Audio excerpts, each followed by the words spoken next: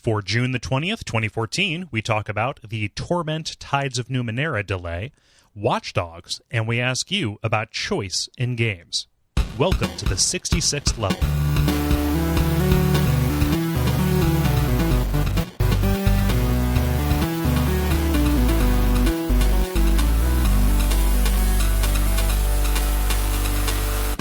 My name is Kole Ross.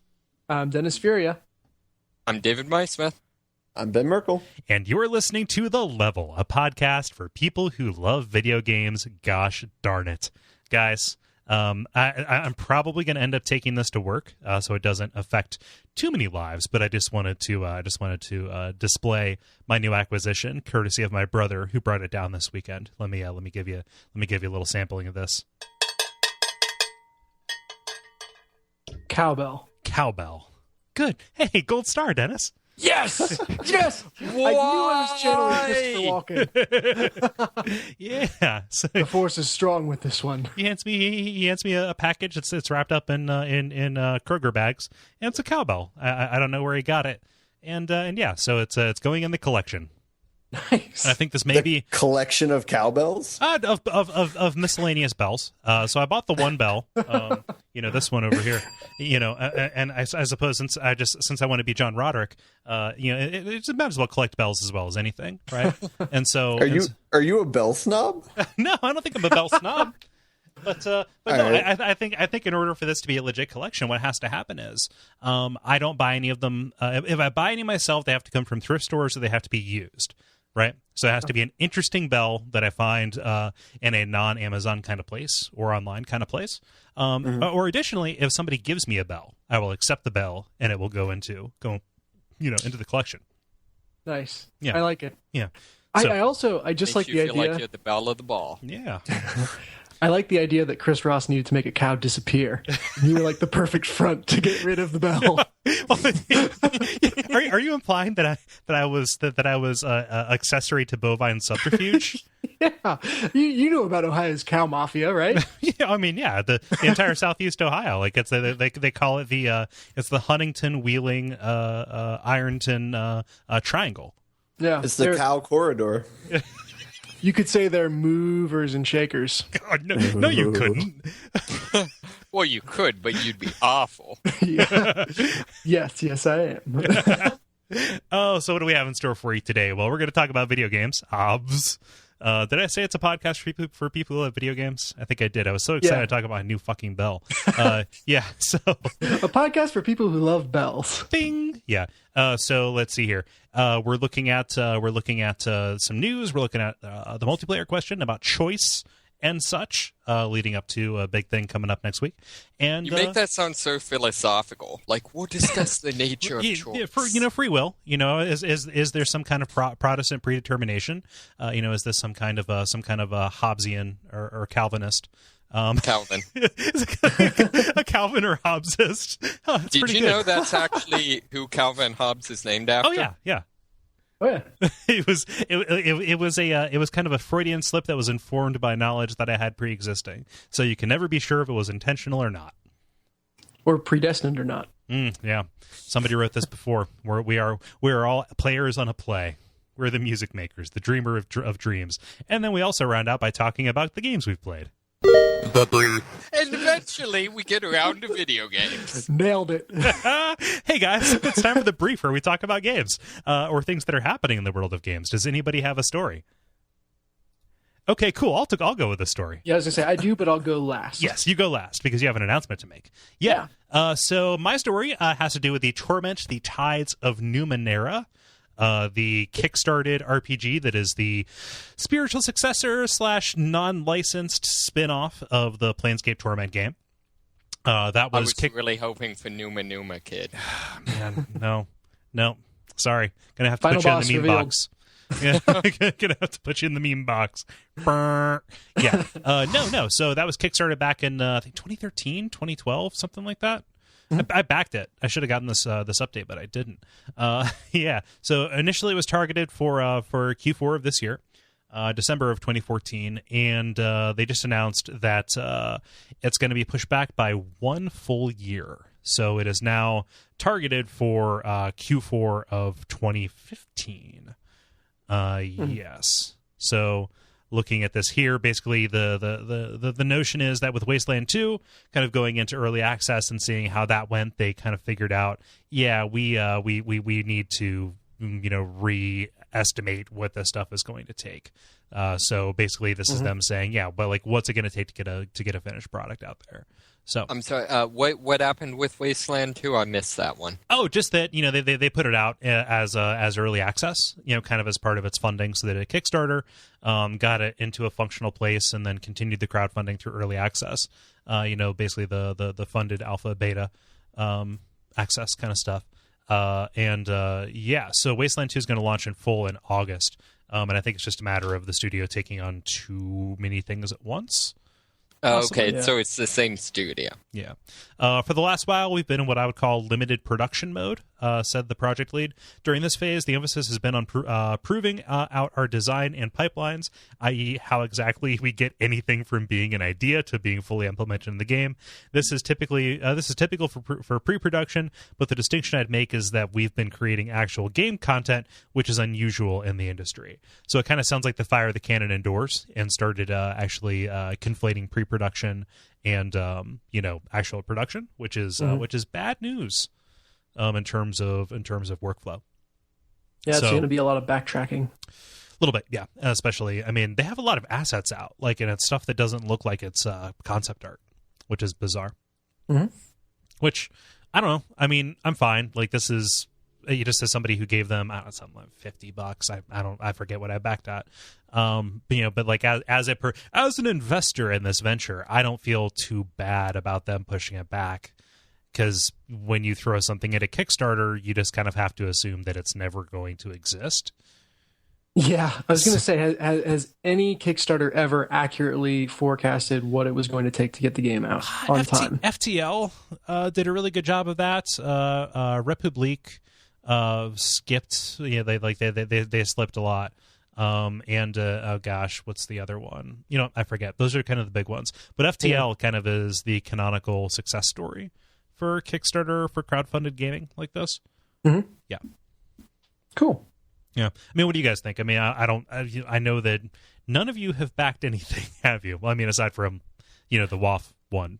But. Yeah, I want to say I backed one other Kickstarter, but I can't remember what it was. Yeah. So. I don't know. Kickstarter annoys me because I only ever find projects I want to back after the Kickstarter is over. It sort of annoys me that they don't have like some sort of post-Kickstarter system where presumably the company would still like to have money. Yeah, a lot of places that I've seen, like specifically the high-profile ones, the highest profile being Star Citizen, have actually had basically tail funding on their thing. So it's like, here's the bare minimum that we need to make this an actual thing, and then continuing their crowdfunding off-site. So either having a donation button or some kind of home-brewed implementation for basically how to get people to pay for this thing before it exists. But yeah, Star Citizen has made $40 million doing that. So yeah. I guess I tend to do more early. Soylent Greenlight early access stuff. Mm-hmm. So I guess that's kind of like kickstarting things. A little bit, yeah.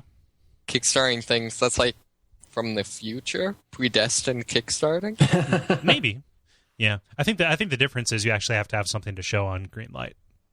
Like, it kind of actually has to be a game before it happens, or a very early. So there's like Greenlight, there's early access.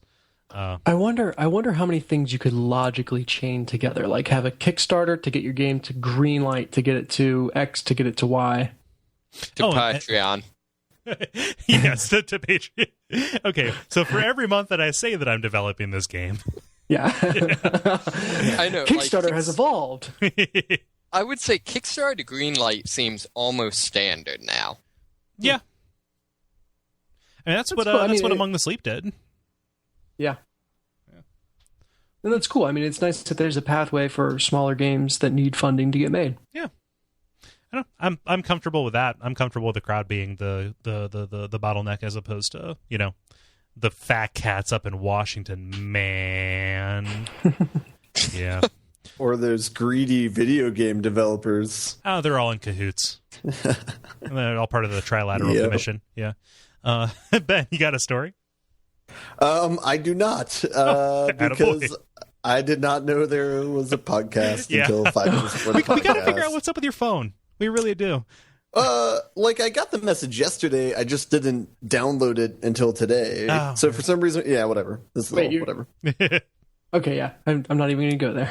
Yeah. Basically, what happened is my whole half of the city shut down yesterday, and I sent out a message to everybody in regards to a planning thing saying, I'm not going to be able to really respond to much because I'm trying to conserve charge in case my house burns down. And so that's the message Ben got, and he had no idea. So I'm covering for. I'll vouch for you, Ben. Right. Yeah, cool. Cutting you some slack. David, how about you? I've sort of got something. Okay. I've decided, since I never actually have video game news, I have found two kind of small articles that relate to some of the hosts' obsessions that I thought I'd kick off. So the first one is scientists have discovered why monstrously large insects and spiders don't exist.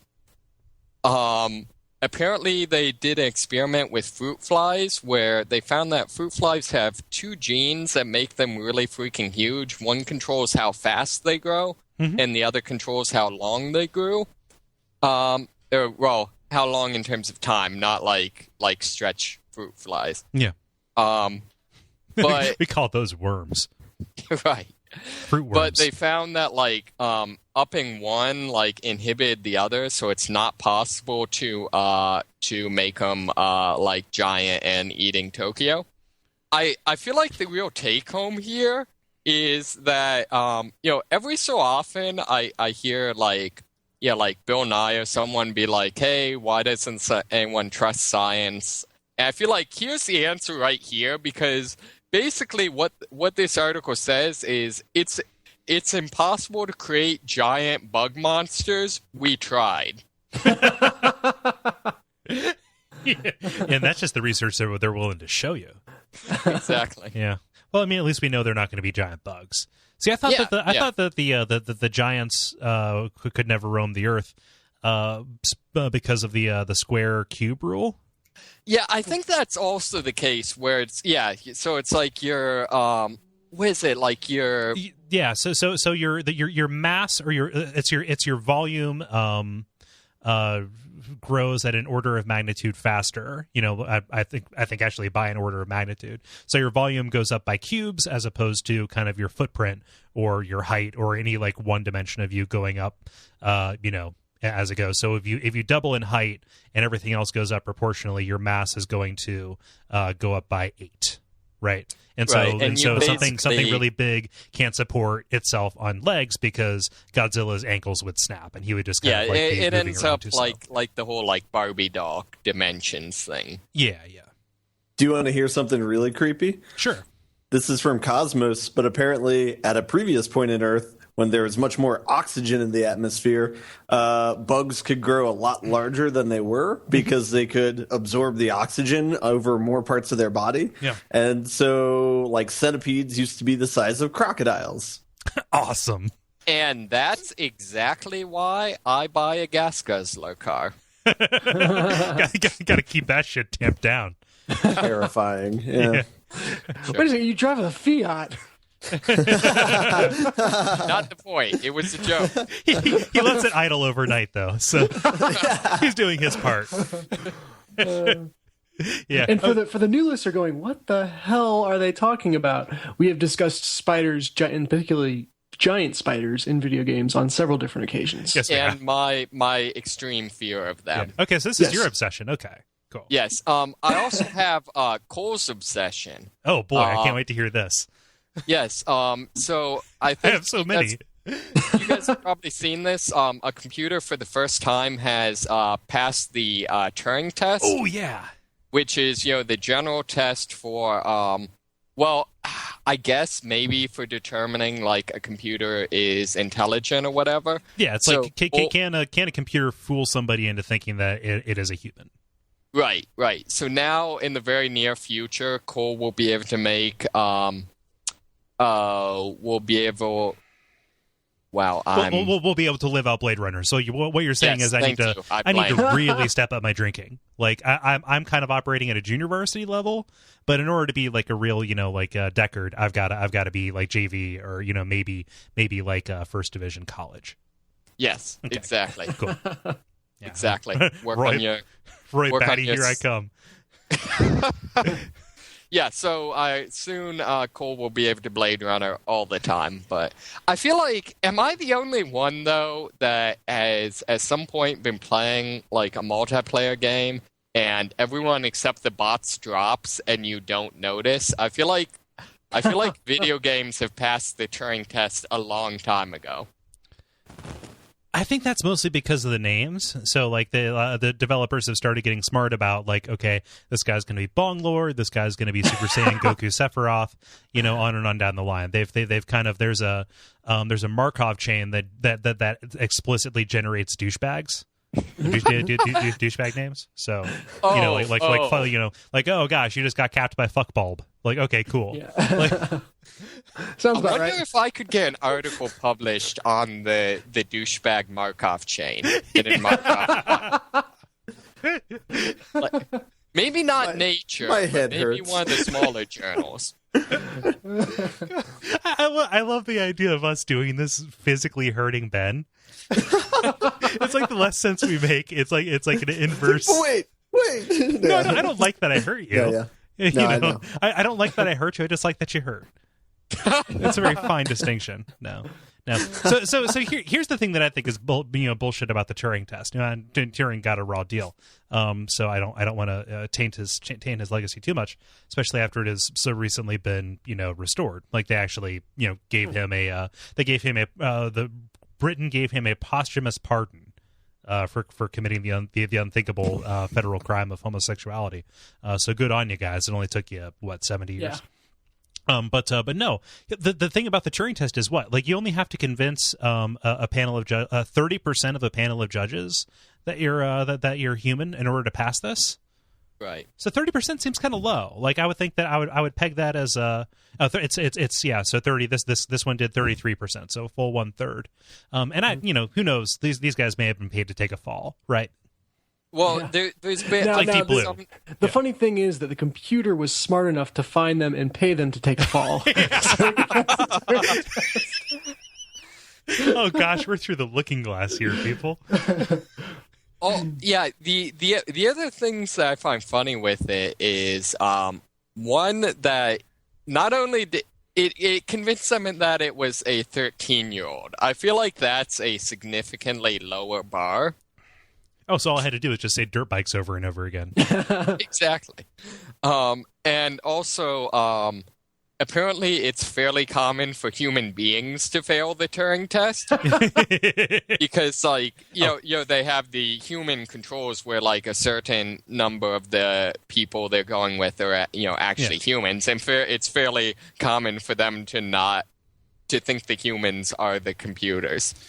Yeah. I mean, quote unquote human, quote unquote beings. But so do we know? Did they Chinese room this? Like what was it being done through a chat program? Was a smarter child? Like what were the particulars? Because I just saw the headline and I knew we were fucked, and I didn't look into it any closer. Sure, it looks like.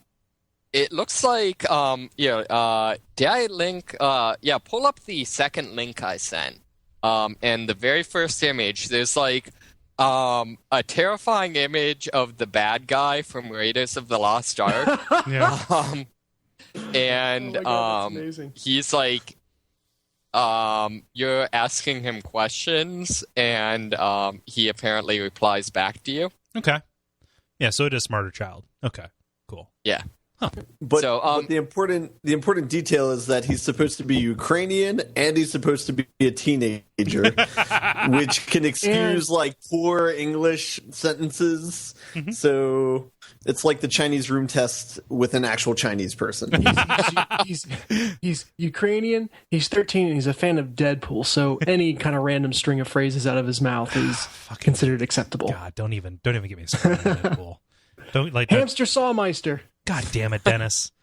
This was supposed to be a Deadpool free zone. We discussed this before I hit record every week. You know the rules.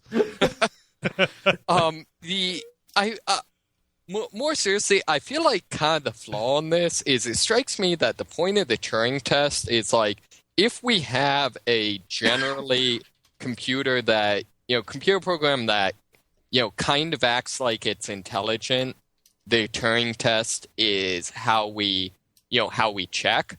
Mm-hmm. Whereas I feel like this is more like a test of like, can I make a computer program that fools someone into the it's not an intelligent computer program, it's a Turing test passing computer program. Yeah. Its goal is to pass the Turing test. It's not a side effect of its intelligence. Yeah. The ultimate example of teaching to the test. Well, I mean, the ultimate example of teaching the test would be Watson, but... Thank you, Common Core Turing test. Oh, man, this new math is crazy, you guys. These new teachers should just be... What are they doing to our kids? Every article on Facebook, stop talking about Common Core just because they're teaching stuff differently than you learned it. Yeah. Everything is different and scary. Music, I don't understand it. It sounds like modems having sex. Back in my day, we dialed into the internet, but now our phones are the internet. I have no idea what it is. That's full circle. Give me, God. I went back to Indiana University to meet up with some old friends over the weekend, and we were laughing at all like the new fashions that are going around. So like super short pants or short shorts are coming back for boys. Yeah, and also like everyone wears like jackets to dive bars, like suit jackets. Yeah. And so we're laughing at this, and it's really amusing just to kind of sit there and people watch. Mm-hmm. And then we're walking out. I'm like, guys, how long until this stops being funny and starts being scary? Well, I mean, if teenagers don't scare you, then you've got like one of those fucking what was that villain from that terrible James Bond movie where he couldn't feel any pain? Die another day or something. Yeah. Die another day, or the world is not enough. The world's not enough. I haven't gotten to that one yet. Yeah. Oh yeah. But I'm just like, if you're not scared of teenagers, something's really wrong with you. Yeah. Spoiler alert! It's a bad movie. Yeah. Spoiler alert: most of them are, and that's what yeah. It's just a myth. That James Bond is always awesome. Sean Connery is always awesome. Yeah, exactly. You make a great point, Dennis. I think it is kind of funny to laugh, but then you realize, we're gonna be our dads. God, I feel like I'm going a mile a minute tonight. I'm so sorry. I've got some kind of imbalance happening. I watched Days of Future Past, and I was digging it when they went back to the past. Oh, let me put this line out. If anybody knows where I can get the glasses that Hank wore in Days of Future Past, the Beast with the clear bottoms of the rims, let me know. Get in touch with me. I want to have something like that. So, but I was looking at the the fashion. I was like, I can get on board with this. And I realized, that's just like how normal people dress. So it's supposed to be 70s, but it's just like, people dressing in the 70s in like t-shirts and jackets and jeans and stuff. Not characterized. Yeah, caricaturized. It's like, like this is just normal clothing, and like that has aged so much better than even clothing from the from like the early 90s or even the 2000s when we kind of grew up. You don't see people walking around in hoodies with lots of chains on their jeans like like you had when we were actually young. Yes, I do. But... Well, I mean that's your cross to bear. Stop looking in the mirror, David. I feel like part of it there's like the uncanny valley of like classic clothing, if that makes sense. In that like there's a certain degree of like clothing that is always going to be fashionable, like jeans, khakis, like button-ups, t-shirts, stuff like that. Yeah. I feel like there's the uncanny valley of like dressing that way, but not crossing the line to where you're like cross over into like ultra hipster territory. Mm-hmm. Yeah, I don't know quite. I don't know that I'm grasping the nuance of it. All I can think of is the side effect of my sartorial decisions, or my sartorial dogma, is that I'm building up a mythos where if I need to disappear, like, I don't need to like dye my hair and get a new name, or get like reconstructive surgery or wear lots of masks. I just need to put on like a red T-shirt and blend into a crowd. Like if I put on a red T-shirt and some like dolphin shorts, like, goodbye Kole, hello, hello Armin Tamzarian or whatever, See, generally, if I'm trying to like escape from danger, I avoid red shirts. Well, yeah. Huh. You guys want to do the multiplayer? Well, hold on a second. Okay. Oh, okay. Yeah. Don't we have something to tell the nice people? I think we do. I'm sorry, we got so sidetracked that I quickly tried to derail us, but I overshot. So yeah. All right. As penance for that wild tangent, my what is this section called? Not the grind. That's the brief. Yeah. Jesus Christ. All right. So my brief is actually an announcement, not on the magnitude of my last announcement. But we talked about it a long time ago, but we are going to do a Bioshock Infinite bonus level, and do an entire episode dedicated to that video game, and then we'll probably also have throwbacks to the original Bioshock and a little bit on the DLC as well. But yeah, we're going to dedicate an entire episode to that. And the great part is that for a brief interview at the start, we are going to have the senior producer of Bioshock Infinite, his name is Adrian Murphy, join us for an interview. So what I'd love to invite everyone to do is write in questions for Adrian, and anything that you want to know about about the game, about the that went into the production of the game and all that stuff. Send us your questions. We'll kind of take the ones and try to find the themes, and based on what you kind of asked for, and then what we're able to ask, we'd love to have your input on what you'd like this interview to look like. Yeah. So it'll be a similar deal to our Spec Ops episode when we had Jorg on. In terms of how that'll be structured. And me being, I'll have to be the bad guy. You guys writing in, we try and read most every question that comes in. For our regular episodes, we're gonna have to vet those a little bit, so not everyone's gonna get in, but we're going to try and represent what you guys would like to know as best as possible. Yeah, well said. But yeah, so he'll be joining us for the first 30 minutes or so. And again, would love your thoughts on what we should ask him. And then we'll also kind of be spending the rest of the episode kind of going through it. A little bit like a WAF treatment. I don't know if we'll follow their book exactly, but... nowhere near as granular. Yeah. Yeah. But yeah, we'll give kind of the level treatment to a book club. Mm-hmm. Yeah. So yeah, Bioshock Infinite, if you have thoughts on that, if you have questions for Adrian Murphy, the senior producer, write them in. Mm-hmm. You can do that at Duckfeed.tv/contact. Yeah, we're on our Facebook page. Oh, yeah. Yep. Either or. Or on Twitter. You just want to end the episode, don't you? We do the circle and call it I'm on to your games, Money Smith. I'm completely innocent, but yes. Multiplayer. It's time for the multiplayer where we ask you things and stuff. Dennis, can you share with the nice people the question that you asked them? Yeah, so I asked lots of games offer choice and multiple ways to play, but often it's just window dressing. So what games offer the most varied experiences with different decisions and playstyles? So, everyone talks about how the world will change based on the decisions you make. And so where is it not just a new coat of paint? Where is it actually something significantly different or worth noting? Yeah, and I'll get us started with Murph, who says, I remember being blown away by the multiple ends of Chrono Trigger and the way the game eventually opened up.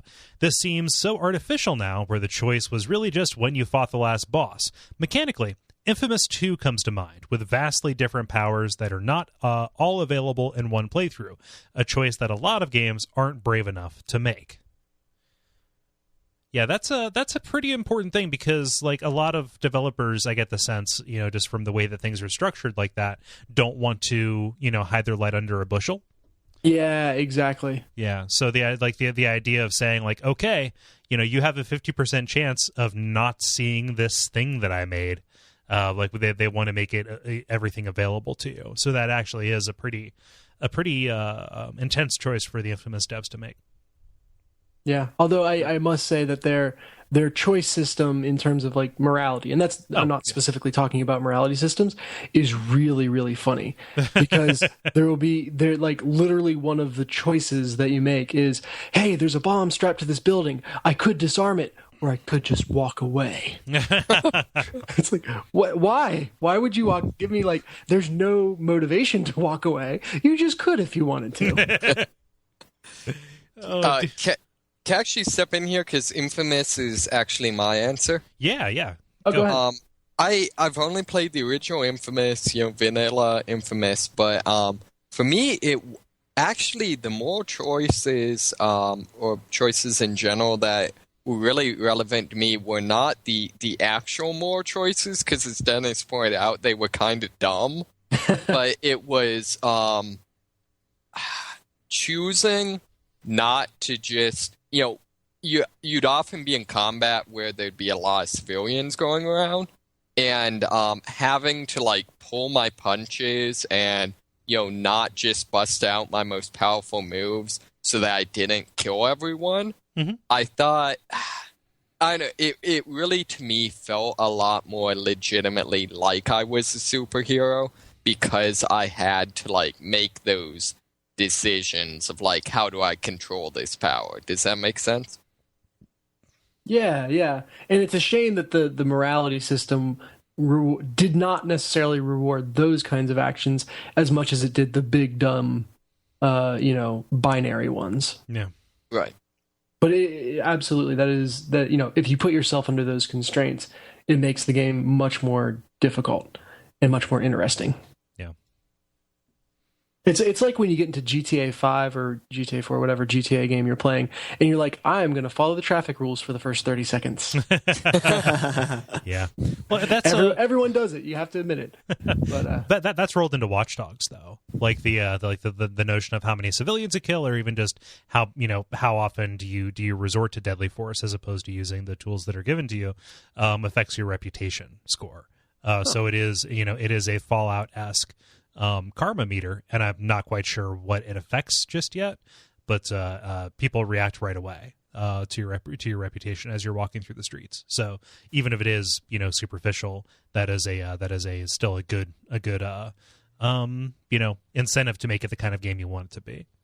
It's actually a twist ending, M. Night Shyamalan style. You die at the end of the game, mm-hmm. and in the next game, it's literally a karma meter, and it determines what you reincarnate as in Watch Dogs 2. Yeah. And if you're real bad, it's just a remake of that PS1 game, Mr. Mosquito.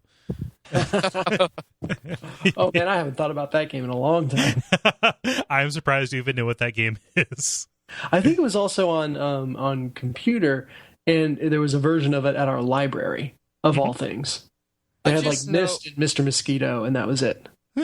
I just know they reviewed it on Toonami, so that was my childhood. That's funny. Yeah. So I like that. Let's see here. Ben, what's Sean say? Sean says, even though I'm WoW free for 1 year, I think I get an achievement for that, don't I? You better go back on WoW and figure that out if you want. You'll get 1 free month for you and your friend. There was many different things that you could do in the game to keep you mired, strike that, entertained. There was single player content which involved leveling through dozens of zones, which often 2 different storylines for the factions involved. There was the group content, which I will lump both 5-man and raid dungeons together. They had different PvP, either arena style or large group v group combat in a variety of environments. They also had an array of daily quests you could do at level cap, which varied from vehicle bombing runs to your generic gather X or kill 10 rat style. I was also making challenges for myself, seeing how much I could push multi-tune content by going into progressively harder old-school raid content solo. Do I miss it? Nah. I get more of my time with my wife now. Wink, wink. Thanks for that image. Yeah, okay, cool. Thanks, Sean. I'm just picturing his little Kingdom of Loathing avatar just getting down. Yeah. What is that it's holding? We don't know. You gotta club that seal. Oh my god. I mean, that's what they do in the game. It's a seal clubber, okay? No, I know. I just using that as a euphemism for sex is a new take on it. Would it be more club that beaver? I don't know. Oh. Yeah. Sorry. It's a fine line, as we're demonstrating. As we're demonstrating by jumping over it. Multiple times, even. Yeah. No, I feel like that's actually something that World of Warcraft kind of doesn't get enough credit for because, when it launched, in a lot of ways, it was very much like we took a very standard MMO format and just made it good. And it was much more like, our whole thing is polished. Whereas over time, it definitely did innovate. But I feel like because it didn't lead with as much of the different innovation, it doesn't get as much credit for it. It was definitely a trickle, wasn't it? Yeah. But I mean, yeah, especially, I would say it seemed to me like their third and fourth, after their third expansion was really when they doubled down on it. I know one of my favorites, they added an encounter where you basically raise an army and go after the Loch Ness monster. Yeah. So yeah, they definitely, it was an overtime sort of thing, but now it's a much more dynamic game, kind of like Sean points out. Mm-hmm. Yeah, that is a different notion of choice, but just kind of like, what do I want this game to be? Do I want it to be just kind of like a Diablo-like, I go through and click on a bunch of stuff and do man shopping by upgrading my gear? Cool, you can solo the entire thing. Or there's this entire breadth that's available to you. Like, it's all games to all people to a certain extent. Yeah. Were you going to say something about? No. Oh, okay. Cool. Yeah, I have not played WoW at all, so I have little insight to offer, unfortunately. I think my favorite instance I ever saw in World of Warcraft, in terms of choosing your playstyle, is World PvP. Just killing people in the on a PvP server in the world. They eventually added the concept of dishonorable kills, which is basically if you killed any useful NPCs, they dinged you for it. And it basically killed off World PvP. Yeah. However, I had a friend who simply refused to stop doing World PvP despite the fact that he was now punished for it. So on the guild page, you could check people's PvP stats, and you'd look and be like, 0 dishonorable kills, 2 dishonorable kills, 10 dishonorable kills, etc. And then you get to him, it was 1,000 dishonorable kills. Hey, anytime there's a number, somebody out there is going to try and make it bigger. Exactly. Yeah. I'll do mine here. So I've talked enough about Alpha Protocol, and Dennis, you made that the image for this post. So that's it's as good of an example as any. So I'm going to try and do a non-standard one and do something that arguably could be considered to not be a game, but it's still a game where kind of the choice is built into the narrative in a very functional way, which is Virtue's Last Reward. Oh, snap. That's a great answer. Yeah, so it's a visual novel, and there are, some, puzzles and stuff that you're going to solve in that. And, your performance in the puzzles kind of determines how much of the extra narrative you get. But, you're going through and you're watching anime heads talk as people blow up. And you're prompted to make choices at different points, and you're led down these paths, and actually exposes a flowchart to you, which is something that what is it? 999 didn't really do. And, a notion of once you reach the terminus of one of these, this is a minor spoiler, but once you reach the terminus, you can restart at different branching points and see what happened in the others, with the idea being like you have to do all of them and see what the possibilities for these choices are in order to see the full story. So the idea of like, okay, like what kind of conclusion are my natural things going to, take me through? And then as I see and expose everything that happens on these different paths, like what does the narrative look like? It's more of like a puzzle, or it could possibly be considered just a very well put together choose your own adventure. But the gaminess comes from actually taking elements from those different paths and combining them in a way that not only makes things make sense but gives you the true ending, right? Yeah, what I'll say about it is where for most games, when you go back through and make different choices, that exposes how little choice you actually have. Yeah. In Virtue's Last Reward, and I have to imagine in 999 to some extent, it only gets better as you explore those roads not taken. Definitely. So it's a reverse Heavy Rain. Yeah. Absolutely. I feel like that's also interesting in that this is the situation where you're going to make all the choices, or at least a lot of the choices, and kind of the idea that like actually not making the choice, that's not what's important. Does that make sense? Mm-hmm. It just seems like good game design because there's no wasted programming time, because all the choices they're making, the player will see. Yeah. Yeah. Yeah. So in a way, it's almost the reverse of Infamous, where the entire premise is predicated on on the drive, and in fact the necessity of seeing every branch, right? Yeah. I would say to kind of, for interest's sake, do a different approach. I know one of the stated goals of Fallen London is the exact opposite, which is where a player cannot make every choice, uncover every element of the backstory, because they explicitly want players to communicate and fill in the parts of the backstory that they missed. Yeah. Interesting. Huh. Let's hear Dennis. What's David say? David says, as far as the game feeling different based on build and skill set, I'd have to say Dark Souls, if I'm allowed to talk about that on this show.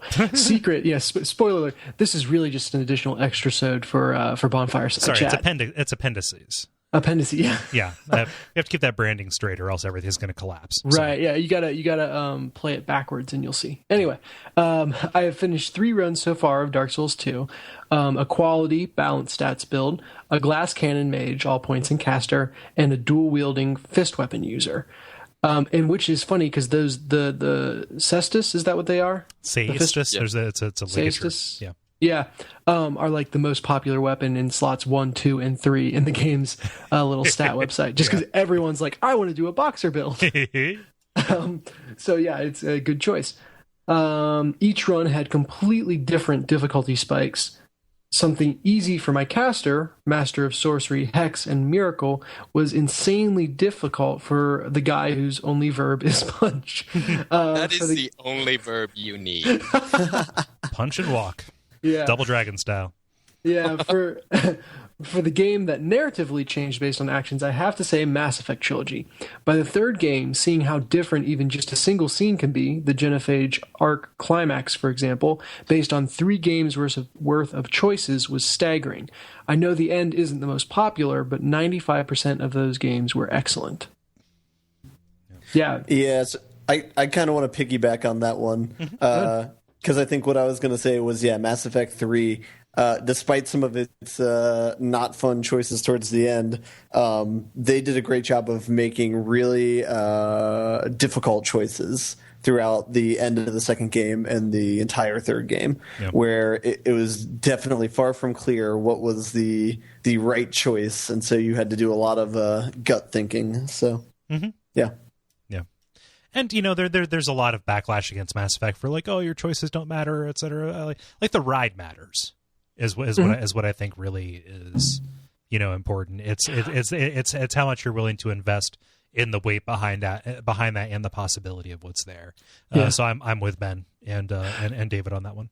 So would you say that Mass Effect like lends itself to playing through multiple times, or once you get your story, is that kind of your story? Because I know for me, like when I played Heavy Rain for the first time, that I felt like, and my intention was fully to go back and see everything, but then I was like, you know what, that even though I know I can make different choices and see different things, that feels like my story, the version I got, and I don't want to sully that by going back and doing things differently. Yeah, my first playthrough is the canonical one in my mind. I've done Mass Effect 1 and 2 both 2 times. Maybe a couple times.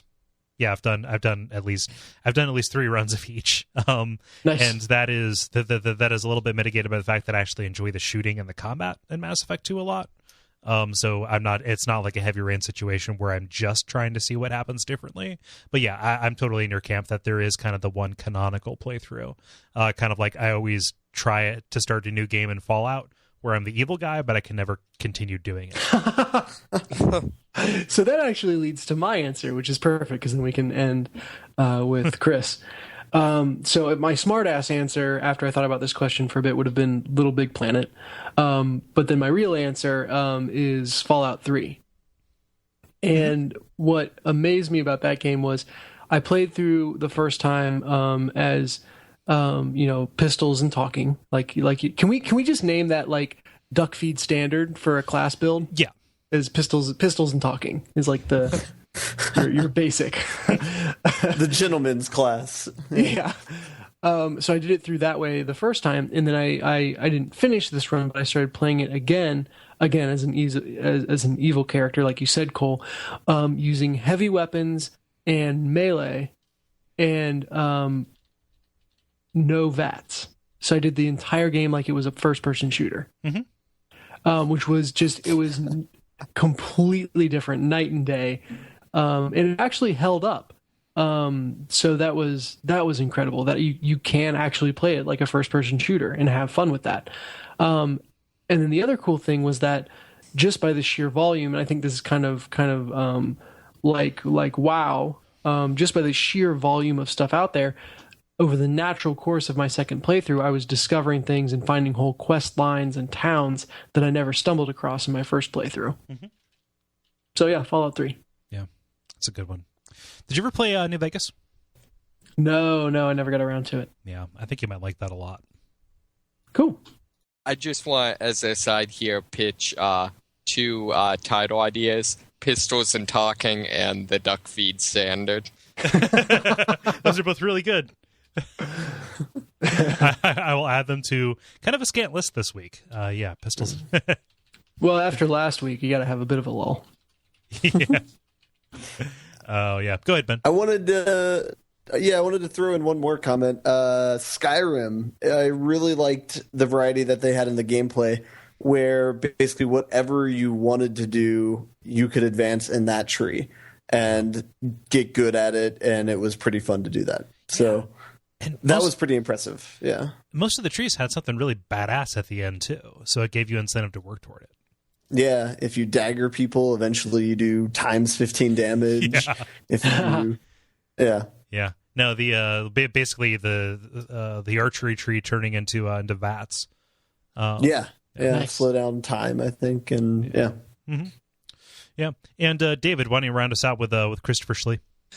Christopher Schlee says, as far as varied playstyles, one of my favorites is Arcanum of Steamworks and Magic Obscura.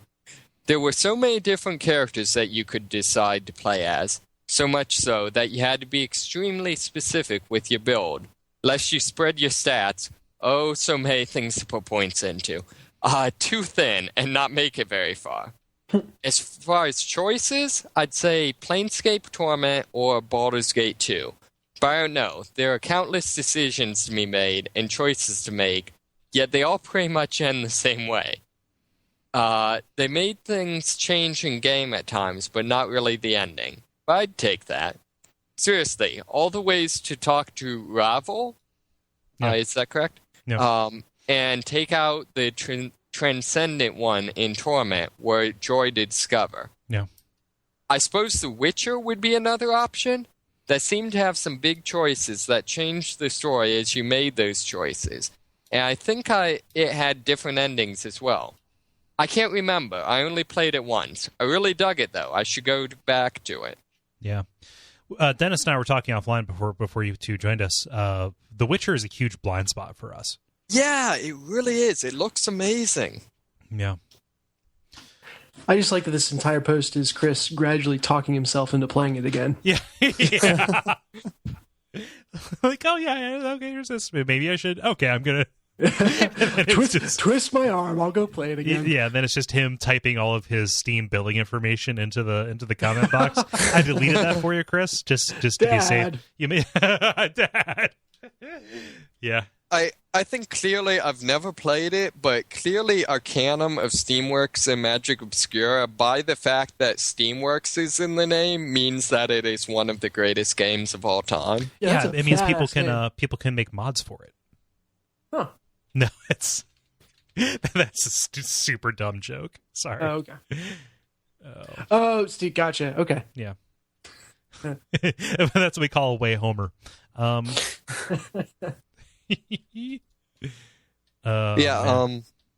Did you play you were into the Baldur's Gate and Planescape, right Cole? Yeah, I played a little bit of Baldur's Gate, but Planescape, we did it for WoF, and I really love that game. It is very good. It is a good game. Mm-hmm. No further questions? Well, there you go. Dennis's it means that the conversation is over and we need to move to the new one. And Dennis has spoken. Oh, okay. Now you see the strings. Has anybody, the ticks, has anybody not said their thing? I forget. Ben, you said yours, right? Yeah. You did. David did Infamous. Yeah, we're through them all. Oh, okay, cool. So if you would like to participate in those conversations in the future, like us on Facebook. It is facebook.com/thelevelpodcast, where we put those out generally on Tuesday afternoons or evenings. Thank you, everybody, for responding both in force and so thoughtfully. Mm-hmm. The Grind. It is time for The Grind, where we talk about the games we have been playing over the past week. Please note that Bioshock, nor Bioshock Infinite, nor Bioshock 2, nor Bioshock Burial at Sea are considered a fair game for this discussion. Dang it. We got to save that. We can't burn cast, okay? Yeah. So who wants to lead? Go. I can go first, yeah. So what I've been grinding on is Skyrails, and so I can't talk about what I've been playing. Oh, jeez. But I will talk about it emphatically next week. Oh. So seriously, nothing else? Sorry, dude. Yeah. It's okay. Sorry. I so insensitively placed the moratorium. How do you like it? I mean, are you...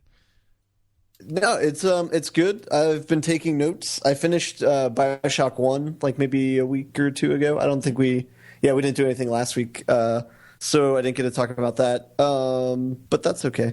And so I started up Bioshock Infinite. Mm-hmm.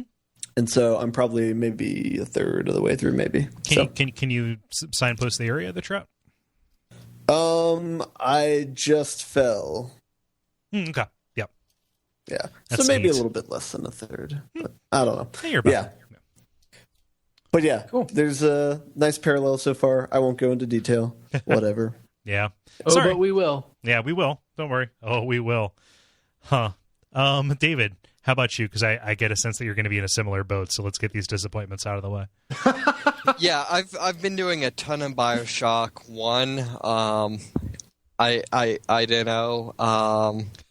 I guess I'll go with I've still been playing a lot of Fallen London. Kind of a highlight. I've been tracking down. Fallen London has their equivalent of Jack the Ripper, which they call Jack of Smiles, which kind of his big thing, other than the fact that he's very angry because no one dies permanently in Fallen London, is that he apparently is able to transport between bodies so that there's like someone can become Jack the Ripper at any given time.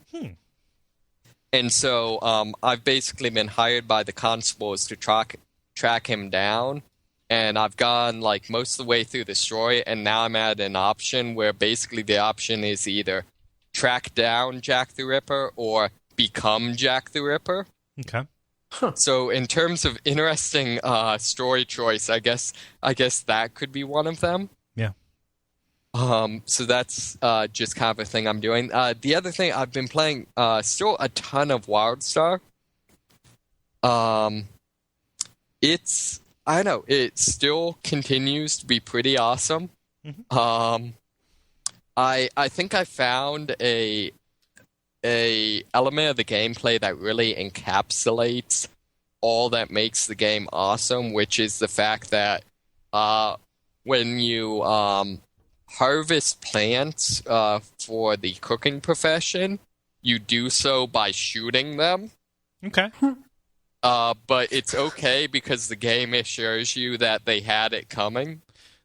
Damn it, all I got was bullet root. I get that every time. But so far it's really good. I played through like the first main zone on there's kind of like on World of Warcraft, like was mentioned, the multiplayer, there's two main like paths through the game. I played through one of the main zones on my gunslinger, and now I'm playing the other one, which is the nature lover, anime people, and the space zombie zone on my rogue class. Mm-hmm. I'm really enjoying it. It's a lot of fun. There's a lot of just like crazy stuff they make you do. I do find it funny that some of the... I'm playing as the good faction, but they definitely may give you some very morally ambiguous / not moral missions. Mm-hmm. So, for example, one of the missions I just got given, they've captured a whole bunch of one of the enemy factions and want you to test various weapons on them. Huh. So it's within story, it works within the story because in particular the space zombie faction is written to be very much more kind of morally ambiguous, stuff like that, but it's an interesting way to play it. Yeah. So, but no, it's a really, really great game. I guess that's all I have to say about that. So our friend and yours, Zach, from the Video Games Hot Dog podcast, was talking about something weird about the economy. I want to get your take on, Sure. Which is apparently you can use real money to buy game time, and game Yes. time is something you can directly trade with people. So that Yeah. is their kind of backdoor EVE Online-esque way to kind of keep their economy tied to something real. Like what's your sense of that as somebody who kind of has more experience with MMOs than I think most of us? Sure. Well, I mean, EVE Online did pretty much the exact same thing. Mhm. And I know for that, I mean, it seemed to work fairly well. And from what I got the understanding of is that at least in EVE, it eventually became a thing where like any of the fairly dedicated players, kind of anyone that's kind of a core EVE player, generally speaking, does not pay real world money for their game time. Right. Which I feel like They just trade a bunch of their real time for game time. Right, exactly. Yeah. And I feel like I don't know from like a game development or like game economy standpoint what that has. I do find that interesting as sort of a way to do kind of a backdoor free to play for like their more dedicated players. I don't know that I ever want you to say backdoor free to play again.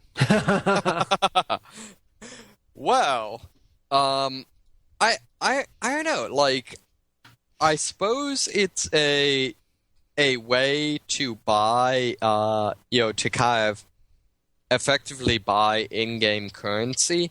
it seems like right now, it seems like the game actually has a fair amount of gold sinks, and a month of gameplay buys you a fair amount of gold. So I could see people actually wanting to do that. I don't know. I think it's interesting. I'll be interested to see how prevalent it is. Mm-hmm. Yeah, I mean, at least they're trying to like ask and answer those questions early. Right. Yeah. Yeah. It seems like to a large degree this is, in a lot of ways, same way the original World of Warcraft was. It seems like this is a game that in a lot of ways is set up around like, here's a game where we basically did all the things right that everyone in the past 10 years of MMOs knew they should have done right. Does that kind of make sense? A little bit, yeah. I mean, they're asking questions that people failed to ask, and right. bit them in the ass. Right, Yeah. and also just kind of, all the things that like you always knew should be different but weren't because, the game was already out and that's just the way it is. Yeah. They kind of took a blank slate and made all those decisions correctly the first time. Yeah. I would say going forward, my main concern on what I could see killing the game is they very much have a strong segment of being like hardcore friendly. Mm-hmm. And I feel like the problem with that is like make a game difficult and challenging, I think is valid. But I feel like when you get into hardcore, that almost inevitably ends up into like final destination, no items territory. Yeah. So You know what? Just don't bow to the assholes when you're making your game. Problem solved. yeah, I feel like I can understand what they're saying in terms of like there's definitely a degree to which a lot of MMOs and games in general are kind of getting like I'm doing air quotes right now, but you cannot see dumbed down for the casuals. Yeah. I can understand why they would want to fight against that. I feel like the problem is there's a reason why people do that, which is because like in the original World of Warcraft, it was basically if you don't poop sock, you can never play a raid. And there's a difference between say like Dark Souls, where it's like this game is really, really hard, but if you keep at it, you can eventually see the game on your own time, versus like if you're not willing to play in like 6-hour marathons, you can never do this. You know what I'm saying? Yeah.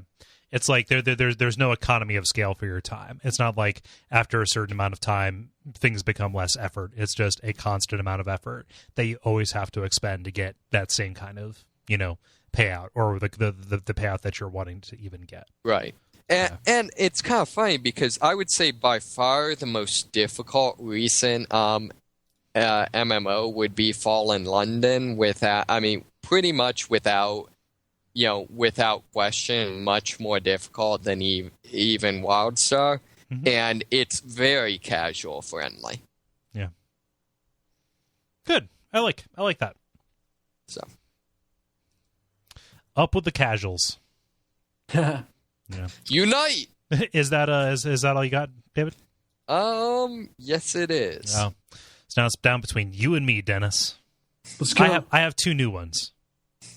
I have 2 new ones as well. Ah, damn it. Let's alternate. Let's mix it up. Never before done in level history. We're gonna alternate. This is going to complicate my notes. Okay.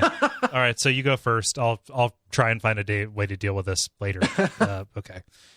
If it's seriously going to throw you off your game, we can do it regular. No, it's fine. It's Screw that. Solution. If it's going to throw it off your game, we're definitely doing it. Yeah, I'll just be over here rocking silently. Look at it this way, Kole. You get to invent some new systems now. Okay, cool. Just buy some more index cards. You know what? I am running low on that 1,000 I bought 2 months ago. So just get one of those notebooks they make for shorthand where it's like 2 columns. Oh, like a steno book? Yeah. Yeah. I've got those too. Field Notes, man, makes a great steno book. Nice. Yeah. Okay, so the big new game that I've been playing is called Surge Deluxe, and I'm putting a picture into the robot because I'm going to try to describe what it's like, but you kind of need to almost see it. Sorry, listeners, to fully understand. It's a puzzle game, but it's not like any other puzzle game I've played. So most of the time when there's a puzzle game, it's really easy to go, oh, it's like a Match 3 combined with some RPG elements, or it's like a Tetris, only there's only 2 colors, or something like that. Whereas Surge, I really don't know an easy analog for it. So basically, every level starts with tiles on 2 sides of the screen, stacked from the left and right side of the screen in. I think like about 5 deep. And there are a bunch of different colors, and you play by kind of drawing on the Vita. So it's all touch based, and you just have to draw a connection between like colored tiles. And the objective for the level is to clear all the tiles, which is not hard to do at all because even if you kind of run out of light colored tiles, so let's say you only have 1 left, it'll drop in a new one for you. So it's not hard to clear the level in time, except on both the left and right side of your screen, there's a pressure gauge. And that pressure gauge is continuously going up, and what you need to do is kind of completely eliminate a row of tiles on the left side or the right side to kind of open up a valve for that pressure gauge. Follow me so far? Yes. Probably not at all, but anyway, so you're kind of both trying to clear all the tiles, and the more of a light color you match together, the higher points you get. But you have to balance that with the need to race to get to the bottom of at least one of the rows, or I guess you define that as the side of one of the rows, so that you can open up the pressure gauges. Mm-hmm. And so it's this really interesting kind of intersection of risk and reward, because what's going to get you the highest score is going to slow you down. But if you completely play it safe, you're not really going to make a lot of points. And combine that with this kind of drawing on the screen, completely touch controlled interface, and you get into this flow where it feels like you're in Minority Report with like the computer interfaces and everything. Yeah. And so you're not thinking about it too much anymore. You're just like do and swiping your finger all over the place, and it just feels really good. So the game is really bright and conducive to that kind of flow state. And different than anything else I've seen before. So it's really cool. Yeah, that sounds interesting, because what you're describing is the interface disappearing. Yeah, exactly. And there are a couple missteps where it kind of brings you back down to reality. There's they have different special tiles, and one of them changes colors at certain intervals. Mm-hmm. And so that always, you kind of start a chain just by picking whatever color you want, and then, drawing your finger around real quick to all like colors. But unless you're starting with that one that changes, you'll all too often, end my chain because it's changed colors and I run my finger over it and that breaks the chain. And that's just annoying. Like, I get that they were trying to make you think a little more with that and say, okay, you're going to have to wait and start with this one, or, wait for it to be the right color. But that's not what's fun about the game. What's fun about the game is feeling like you're manipulating a Minority Report computer. Mm-hmm. When you start with it, does it stay that color, or do you have a limited amount of time to make the chain? Yeah, when you start with it, it locks into that color. Okay. So, but that winds up into me, kind of just sitting there for a couple seconds being like, okay, blue, orange, yellow, pink. Okay, there we go. Yeah. Gotcha. I kind of like the idea you mentioned of where it's sort of easy to beat a level, but the real challenge is the score. It seems like not that many games do that. I remember, the only other game I really remember doing that, which is silly, is Yoshi's Story. Kind of had a similar thing. Huh, but sure. I feel like that's kind of a neat way to do things. Yeah, well, it's adequate versus optimized. Right. It's a separation between, failure, winning, and succeeding, right? Yeah, failure is, these two rows meet in the middle and you're done, or the pressure fills up. Winning is you clear everything. Succeeding is actually maximizing your score. Exactly, yeah. And it's really funny how often I'll get so focused because it's like, oh, it's easy, to keep the pressure gauges in check. I'll get so focused on optimizing that I forget about that simple basic thing I need to do and then get in huge trouble or wind up failing because my attention was drawn elsewhere. Mm-hmm. Which again, that speaks to me that this game has a really good balance to it of all those different objectives of succeeding versus just kind of passing. Yeah. Yeah, so that's one of the things I've been playing. Okay, cool. So I'll do a similar puzzle-based one and say, Haunch the House, Terrortown. How about what? Haunch the House, Terrortown. Okay. Yeah, so this is a game. It is on Steam.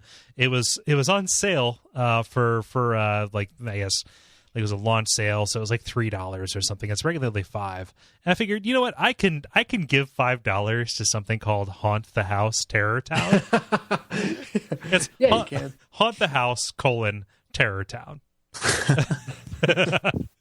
And it's pretty neat. It's a little scant. Just by a smidge. So the premise is, what if you took all of the visual novel aspects out of Ghost Trick, Phantom Detective? Oh yeah, okay. Yeah. So you are you are a ghost, and I gotta say, like the graphics in this are just the most fucking adorable thing.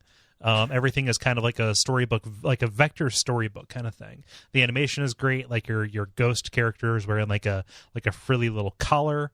It looks amazing. But you control him either with your mouse, or I was doing it with an analog stick, and you press the A button to possess an object, and you have these 4 different locales, these 4 different houses that are that are occupied by people.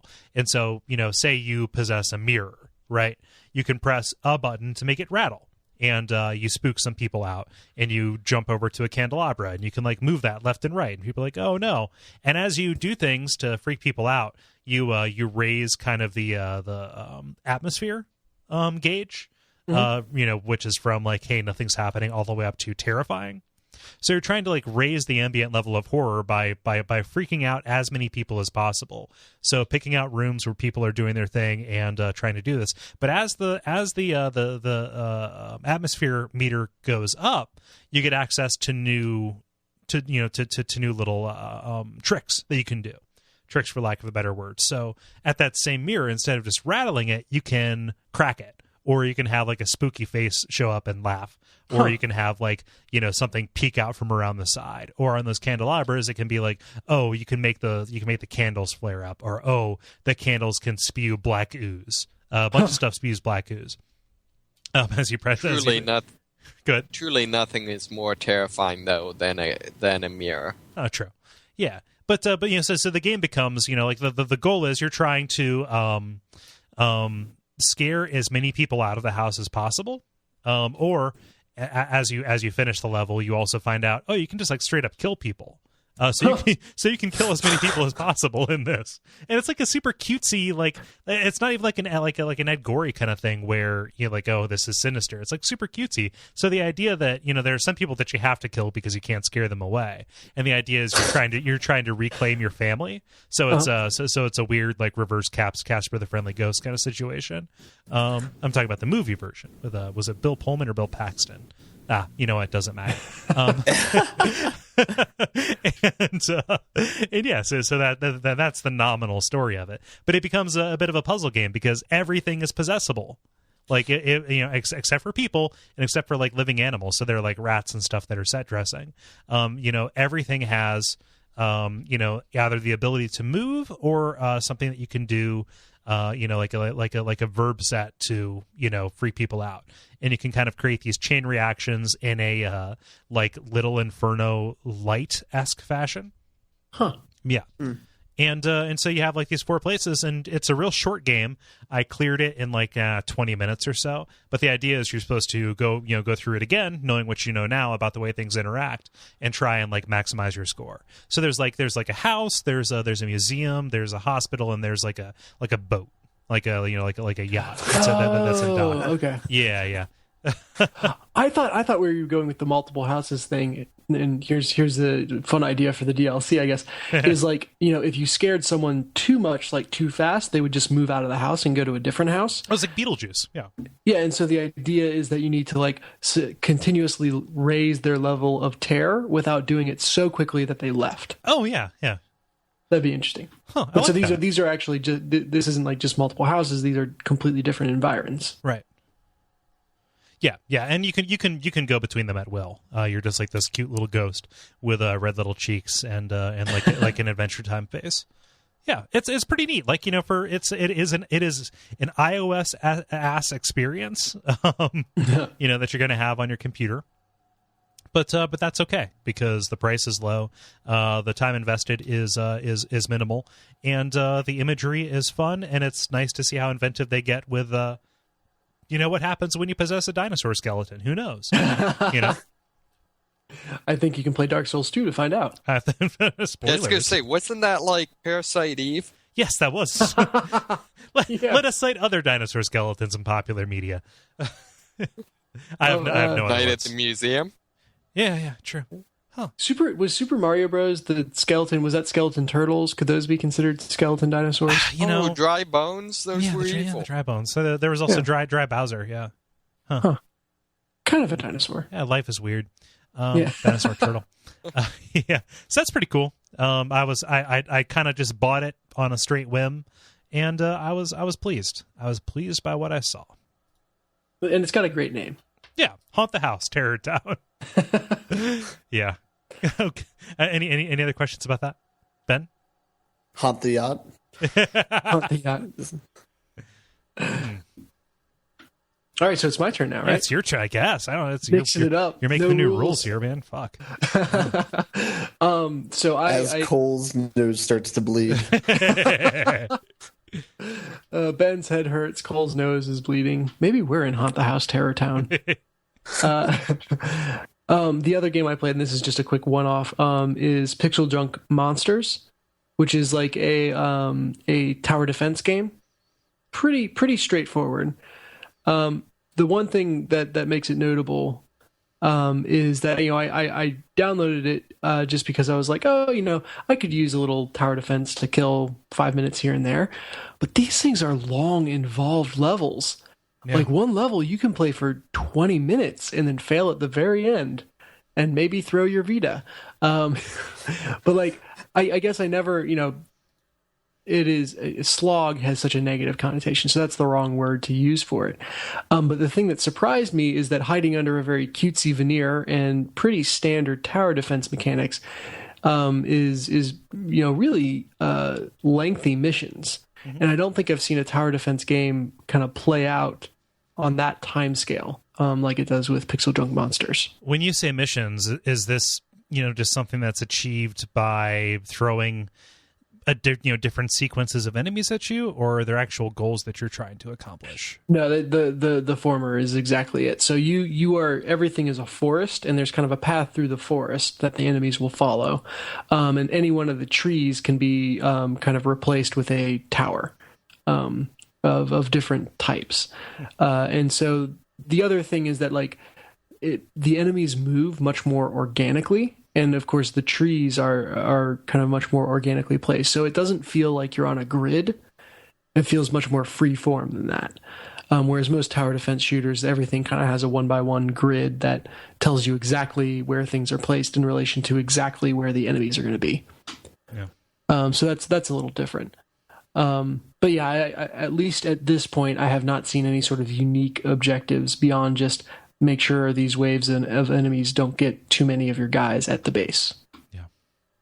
Yeah. So that one's kind of a throwaway, but it is a thing I've been playing. Yeah. And if you want to get horribly frustrated, just play that for 20 minutes and then fail on the very last wave.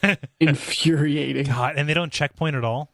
No, you got to start the mission over. Weird. So, like, this is the original Pixeljunk Monsters, right? This isn't like Monsters 2 or something? No, this is the original. Okay, yeah. So that's like one of the canonical tower defense games. This was back before that really got too terribly saturated. I wonder if it's kind of bizarre that they hadn't updated it to include some kind of checkpointing, because that's really hostile, because most tower defense games that I've played recently have had that as kind of a concession. Right. Yeah, and so sorry, I didn't call that out. It is an older game, and it definitely shows that, I think, in those specific ways. Yeah. Huh. So unless there's anything more about that, I'll do mine and we can round out the night. Let's do it. Yeah. So Watch Dogs, guys. Oh shit! Ooh. Oh yeah. Tell. Yes. We got some time left in this episode then. Scooping y'all. Yeah, so I've I've only done a little bit. So I've played according to my Uplay. I can't believe I can't get this fucking thing into Steam. Okay, so I started out by complaining about the way that I got it. So a listener gave this to me. In the interest of full disclosure, it's just a code that I received from a very kind person who wanted me to have it. So for that, I am very grateful. And I'm also grateful because it is a good game. I like it so far anyway. Good. Like, it's not terribly inspired. Like, the hacking might as well be magic. But as a big dumb spectacle on par with what you would expect from an Assassin's Creed game, if you go into it with those expectations, you're going to be pleasantly surprised, because like it does GTA-ass Assassin's Creed, which is pretty cool. Oh wow! Yeah, those are two good things to combine. Definitely. I mean, just the scope of the city, and also the improved control over it. Yeah, it plays kind of like a collision of a bunch of different properties.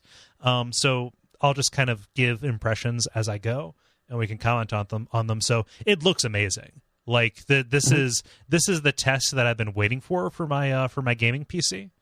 Honestly. Yeah, and I'm playing it maxed out, and it runs great.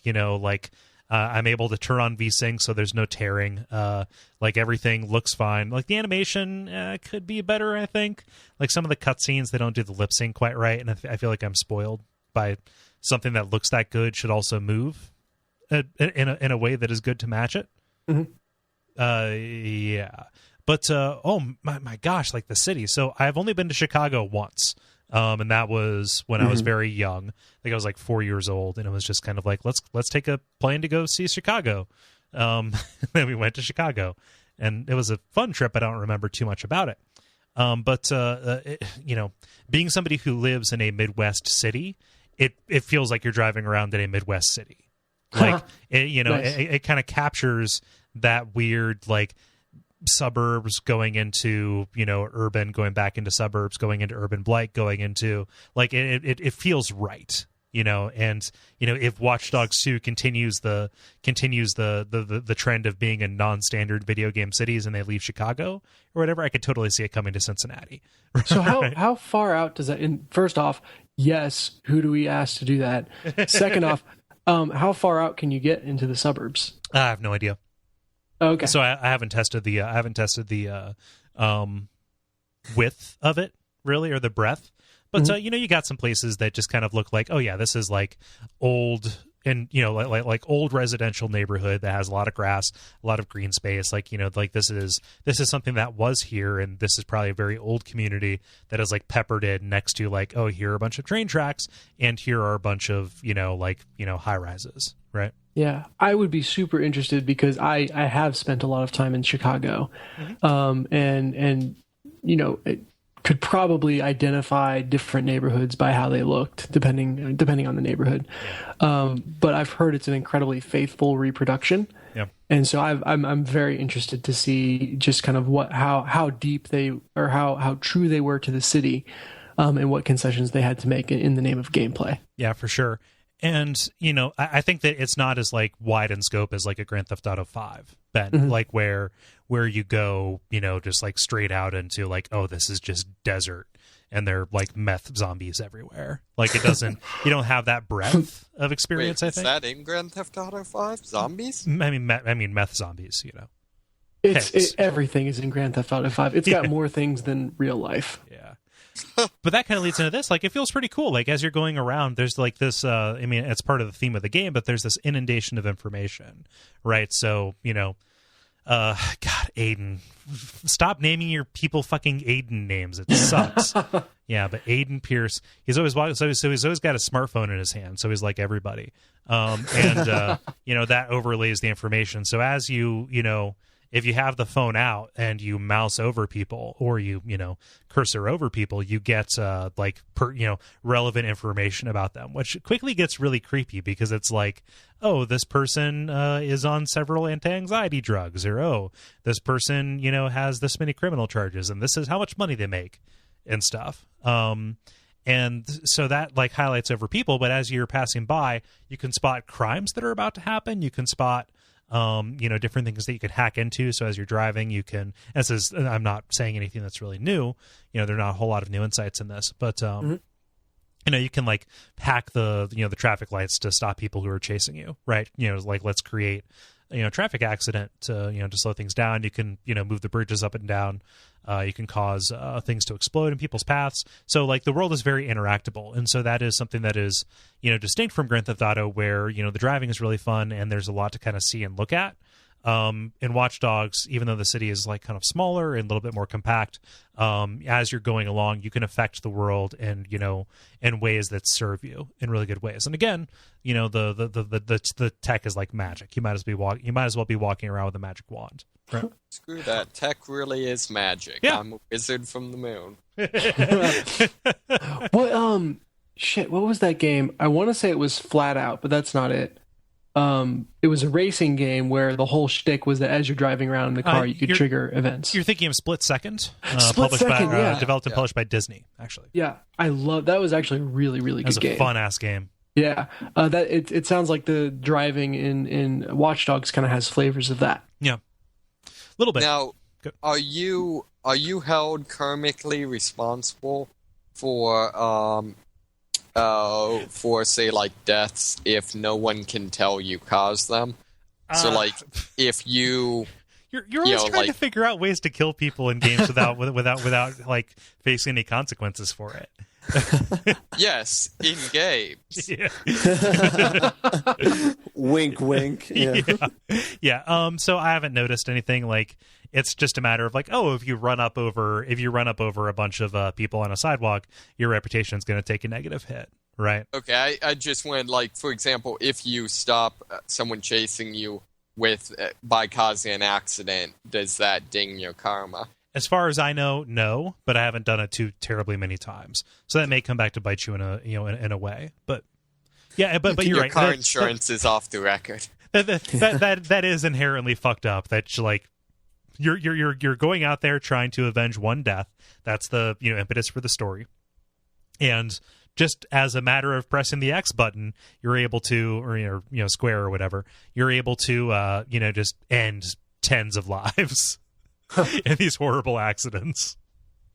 Do they when you mentioned the seeing crimes about to happen, is this like precog style, like Minority Report, or like kind of, or is there more of like is there like a detective-y element where you have to kind of put together that crime is about to happen? So the fiction around it's a little bit precog-y, but like, so you get the sense. So let me compose this thought before I say it. You get the sense that somebody's, criminal, or, as you're walking around, everything is tied into, I forget what it's called, but it's like, it's being sold as the smart city, where everything, it's the Internet of Things, right? This is a whole game that is about the evil of the Internet of Things. And, so you're walking by and you get a flash like, oh, criminal activity in this area, something. And what it's looking at is this person talking on the phone or texting, and, it's picking up like trigger words. So if they're texting, you actually see on your little readout what they're saying. And it's like, yeah, you best be sure you're home, going to be shots fired, et cetera, and stuff. Like it's looking for like, examples of people saying things that are, that indicate there's going to be a crime, and then it gives you a mission marker to go and check that out, and you basically wait for probable cause to take them out. Interesting. So is there ever a situation in which the trigger words are wrong? I haven't run into that just yet. You would think, which is why my strategy for taking everybody out has been to whip out a baton, which is your melee attack. It's not like a punch or whatever, because Aiden's just like, he's a nerd, right? He's he's like IT, he's like an IT Merlin, right? Your melee attack is just to whip out a police baton that like telescopes and just like kneecap people. Oh man, it's the funniest thing ever. Bop. Yeah. The whack. Yeah. I just imagine like big Adam West Batman style, like thwacks and pows jumping out while you're doing it. Zazzle. Yeah. I know, like, I feel like that would be a cool thing that I'd like to see there. That was one of the things I kind of liked about, was it Red Dead Redemption, where like you'd have these random events and you had to like snap decision, figure out like who was the good guy, who was the bad guy. Yeah. Being the sheriff, you're running in a town, right? Yeah, and you know, like there was one situation. This is all in the first 2.5 hours, so it's, you know, hardly spoiler territory. But there's a time when your sister gets this call, saying like, hey, you know, you better lock your doors. I know that you have a son. He lives on the second floor, et cetera, et cetera. Somebody's like menacing him, or menacing both of them. And, you know, you as the older brother, kind of your entire motivation is to protect, you know, her and, you know, basically your family. And so you go chasing him down by tracing his cell phone signal. And, you know, you have to run him off the road. And I just like floor over him by accident, thinking like, okay, I'm just gonna whip out my baton and whack him. And no, I just like roll over him and roll back, and it's like, okay, I check his voicemail by hacking into his actual phone, and it's like, oh, he was just paid to make a prank phone call, and he had no idea what he was doing. It's like, oh shit, I feel terrible about this. Drives away slowly on a motorcycle. Yeah. No, that's more like a. Yeah. So what about I've seen lots of kind of like funny or joke elements to the game where, like, you know, since you're seeing information on literally everyone, some of them are just intended to be funny. Mm-hmm. Have you seen anything like that? There are a lot of them that are like game industry in joke kind of things. Okay. So it's like, oh, this person's a game tester. They make $12,000 a year. Or, you know, just like a lot of it is just like what do they do versus how much money do they make? Okay, gotcha. You know, so it's there's a little bit of that that's funny, but like some of the miscellaneous text is like amateur fortune teller, or yeah, there's something that's kind of gross about it, which is like occasionally they pull up like is transgender or is homosexual as like information that person is trying to hide, like like right alongside oh, this person, you know, killed 3 people and nobody knows about it except for the system. It's like, there's some weird equivalencies drawn there. Yeah. Like probably not probably not like explicit, like, oh, we're trying to say like make this value judgment, but it's like just maybe think of something else to put in there for that placeholder text. Possibly. Although could it potentially have been meant as social commentary in that it's kind of sick that this is something someone needs to hide? You know what? That also is a valid judgment that I didn't think of. So yeah. That could possibly be the case. It's not like, ew, they're a gross gay person. It's just like, is gay. It's like, okay, cool. And there are other like ones that are like harmless, which is, you know, like cheated on taxes, or, you know, some like you know, white collar crime kind of things. And I can't imagine what went into actually populating that. You know, I've seen one at least where it's like it's someone's text conversation and they have like a typo where it's like, you know, I'm making lots of vaginas tonight, and they're like, oh, big night, and it's like, ah, shit, fajitas. That's pretty good. So there was like one humorous exchange. So you can hack into people, and it's weird. This is the ghost trick hour, because, you know, some of the missions you can do, like if you have line of sight onto something, you can hack into it. And so a lot of the ways that you can get into these facilities and kind of like cause some chaos is to jump from camera to camera. And some people have like personal cameras on them. And you have to set up chains of like, okay, I will cause this distraction and, you know, jump into their personal camera so I can jump into the thing they're walking over next to, right? So the camera counts as, if the camera has line of sight, you're considered to have line of sight? Exactly, yeah. Because really, computers are mesmerism. Yes, exactly. Yeah, but some of the things you can do in order to like create distractions is because everybody has their cell phone on them and nobody has a modicum of professionalism anymore. They are you can text them and engage them in a conversation, and this is pretty dark and trigger warning or whatever about pretty gross things, but like there was one exchange that went like, dude, you told me they were 10, but like they've got to be 13 minimum. Like, oh, we're making child porn over here, kitty porn over here. Like, I'm not at this number, kind of thing. It's like, oh, ooh, you're kind of like just going full blast. And even though the subject matter is horrifying, it's like the shock value of it is there. Huh. Yeah. So you're using this to like distract them and get them to like deny the conversation. Exactly. So to basically to get them to go to a place where they're not going to be in your path anymore. Huh. Yeah. Which again is a neat premise because you could just throw a rock, but why would you? Because everything is kind of again tied into this Internet of Things, right? Yeah. Yeah, and everyone knows rocks have shitty network connections. Yeah. Yeah, so I'm trying to think of other things. The writing is almost universally very bad for the dialogue. Like, you're not what I expected, and you're exactly what I estimated to be, or something like, oh God, stop. Like, it's like worse than Matrix. Is it like good bad the way, for example, the Matrix was, or just bad?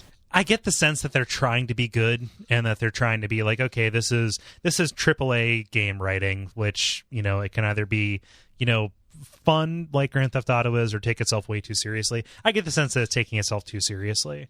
Sure. Which is a little bit of a shame. So you can put that layer of irony in between it and just like, okay, get me back to this next sequence where I can hop around like a camera magician. But exactly, right? Camera phantom. Yeah, exactly. Yeah. Now, so does Nolan North do any voices? Oh, I'm positive. How do they generally structure your missions? Is it very linear to follow the story, or is it kind of like a Grand Theft Auto where icons pop up on your map and you can kind of go do whatever you want? It's a little bit like a Grand Theft Auto. Like there are things that can distract you on your way, and as you go, different things pop up. So there are the criminals. There are like little tailing missions that you can do as you go along, just kind of incidental missions. And in that way, it's a little bit like Assassin's Creed. In that the story, like the story missions are kind of like linear in that sense, except there are a lot of interesting distractions along the way. Does that make sense? Yeah. So do you kind of have the freedom to, in the middle of a main mission, kind of bail and go do this other thing, or kind of once you're in a main mission, is it kind of maybe instance is the word for it, where you like go into a building and you're kind of in a sectioned off place? I get the sense that that's the case. However, there is one instance very early on where you are going to start a mission and then somebody invades your world and you have to go chase them down. So you think you're going to start a mission and then it pulls you into something entirely different. Now that's supposed to happen like Dark Souls style throughout the game, right? Have you gotten any of that? Yeah, it's pretty fun. Nice. And then it turns into like at least that particular flavor of it, where it's hacker versus hacker kind of things. You end up doing like an ad hoc version of Assassin's Creed multiplayer, where this person is trying to blend in, and you have to seek them out with your little profiling machine. And what is the risk versus reward? I don't know. Experience points. It's an Ubisoft game. There's just a bunch of numbers that go up. The risk is, I may not catch this person. The reward is, both of us are going to have a lot of fun with this, psychosexual game of cat and mouse. So, nice. Yeah. Very cool. Yeah. So the last thing, and I'm probably going to dip into this on and off. I still like just playing it makes me want to go beat Grand Theft Auto 5 though, because I have not done that. I know, right? Like I feel like I'm remiss in that, which is vehicle stealth. Yeah. So it was the name of the game. No, it's a mechanic. So I mean, there are stealth elements as you're kind of going around doing this hacking stuff, but they kind of handle it in a pretty cool way. It's kind of frustrating when you first encounter it if you don't know what to expect. Like I failed the mission a bunch before I figured it out. But there's a mission that puts you in a place where you have to get off of kind of one of the islands of Chicago, and like it's under police lockdown, right? And all of the police, as they're going around searching for you, have alert meters, and you have the ability to cut the engine and duck down in the car. Okay. Oh, okay. Yeah. So as you're going along, if you see the alert meter going up, you kill the engine, and you find a place where you can park that is non-conspicuous, and you kill the engine and slink down and hope that they pass by. Interesting. Yeah. And so that becomes a really tense way, because there are also like police helicopters, and there are also like roadblocks and stuff. So it's a matter of finding the right path through the alleyways, and hoping that you're not conspicuous. So if you're just a car that's like parked cattywampus across the middle of an alley, or you're knocking over a bunch of stuff, the police will come and investigate you, regardless of whether or not your engine is killed. But yeah, it's like a little stealth sequence, and I'd never seen that done in vehicles before. So even if it's not like entirely successful in terms of, you know, being fun or being immediately apparent how you succeed at it, it is a novel idea and a novel implementation. So you can't just ghost ride the car and be like, "Oh, I'm a car that drives itself." It's got a robot car, one of those American robot cars. Dance outside the car, and the police just drive right by. Yeah, you dance outside the car like no one's watching. So are there advantages to being in the car versus being on foot? Because I would imagine it's equally as easy to kind of hide behind a trash can as it is to park a car. This mission forces you into that, because it's like a taxi mission, almost like somebody hires you to do a driving thing, and this person is gut shot in the back seat. And well, that does complicate things. Yes, it does. So you're trying to go. Yeah, it's pretty cool. I don't imagine being too invested in the story unless it takes a really cool turn. But you know, a video game story in a game like this really just has to give me interesting things to do and a decent enough motivation to see what the next interesting thing is, and I'll be fine. So I don't understand what the backlash is at this point. Like, a lot of people are kind of like taking shits on it. And you know, maybe, you know, I kind of led into this saying, oh, it's like a big dumb action game spectacle, like, will my computer run this and how nice will it look, kind of thing. Yeah. With that expectation, you know, and you know, if that is enough for you, taking it on its terms and also recognizing I didn't pay money for this. All those caveats aside, it is pretty cool, and it is doing some things, and it shows a great deal of care, which is neat. Very cool. Yeah. Any other questions about that? Can you swap people? I mean, with your baton? No, like as in call the cops on like random people and have the SWAT kick their door down. I don't know. Maybe. Want to button it up, Ben? Yeah. The credit. No room for like. I kind of want to play Watch Dogs now. Yeah, it seems like it'd be up your alley. The Assassin's Creedness aside, I think there's just enough GTA in it to give you enough to do. I see. Yeah, I mean, just based on the caricature of your taste that we have there. So, oh man, so what are we looking at here? What are we looking at? Thank you everybody for listening. This has been episode number 66 of The Level. Title incoming, I guess. What can you do? Well, first and foremost, if you are going to be buying anything off of Amazon, go to Duckfeed.tv/tipjar and use that Amazon link. That is a great way to support the network without giving us money directly. If you would like to give money directly, you can go right to that same page and click on the link to the Patreon. You can get this out. You can get all of our episodes a day early. Across the entire network by donating to that at a certain level. People have come out in force. I'm staggered by the amount of support that is on there. And yeah, it's pretty cool. Other than that, specifically for this show, you can check out facebook.com/The Level Podcast, where you can participate in the discussion. You can either comment in the post that's going to go up there, or you can write in an email at duckfeed.tv/contact. For the senior producer on Bioshock Infinite for our bonus levels about that particular game. And guys, am I missing anything? I don't think so. Let's blow it up for our Bioshock Infinite interview. Yeah, let's do it. We'd love for you guys to come out in force and give us lots of questions to ask. You guys rule. Yeah. So let's call this one tonight. It is very late, and I am ready for bed. So I have been and continue to be Kole Ross. I am at Kole Ross on Twitter. I am Dennis Furia at dfuria on Twitter.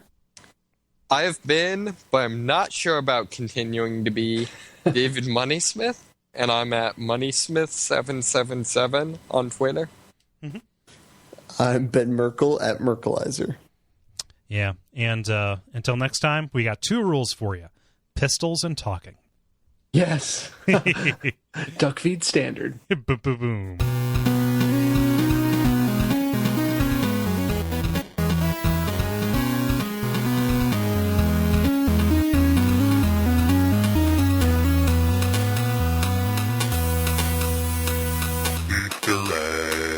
Yep. Oh, guys, this is a small aside. I don't know if it's going to be post roll or not, but I didn't want to talk about Rocksmith on the show. So, shit. Yeah, yeah. So this can be our Rocksmith aside, and I may or may not insert it. I have no idea, but yeah. Sounds like a Shakespearean intertext. Rocksmith episode. Yeah. So I got my new guitar for that, and it sounds pretty good.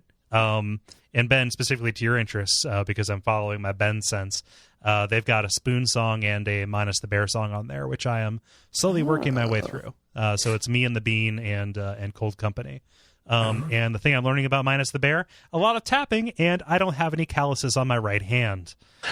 So I imagine Cold Company is one of their newer songs because I'm not familiar with it. Yeah. Yeah. But as Spoon goes, they're playing in Vegas in like a week, I think. So I might check them out. Nice. Oh. Yeah, that's cool. They're cool. Yeah. So, Kole, I meant to talk about this and then just forgot, but it's just as well. Because we've talked about Rocksmith for the past like 18 weeks in a row.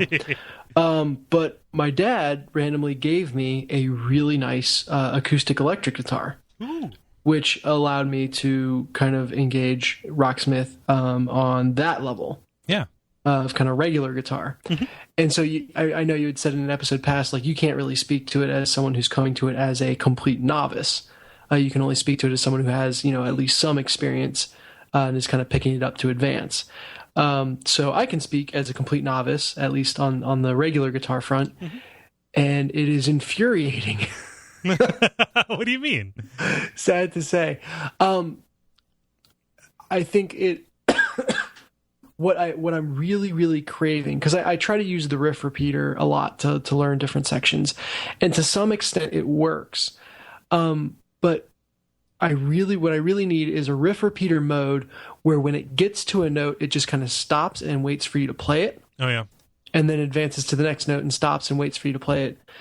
Specifically with chords, because it only shows the fingering on chords right as it's about to hit. Yeah. So it'll show you where to be on the frets, but it doesn't specifically say what you should be doing with each finger until right before it hits. Yeah.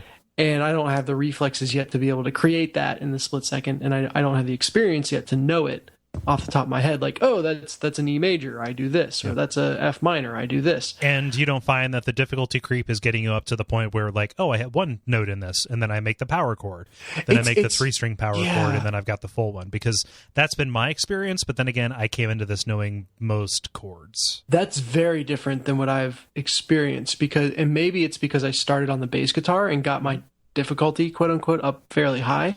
That's weird. I think it was like, oh, you're really good at bass guitar, so we can start you harder. Because it started me out on rhythm guitar with like the full chords. Oh, you shouldn't be doing rhythm. Oh no? No, don't do that. Okay. So pick lead if you're familiar with bass, because you know your way around the neck for that. Like its way of teaching you chords is really bad. At least in terms of what I've seen, you'll get enough chords in lead that you'll be able to get it. But and I would recommend practicing chords on your own outside of the game.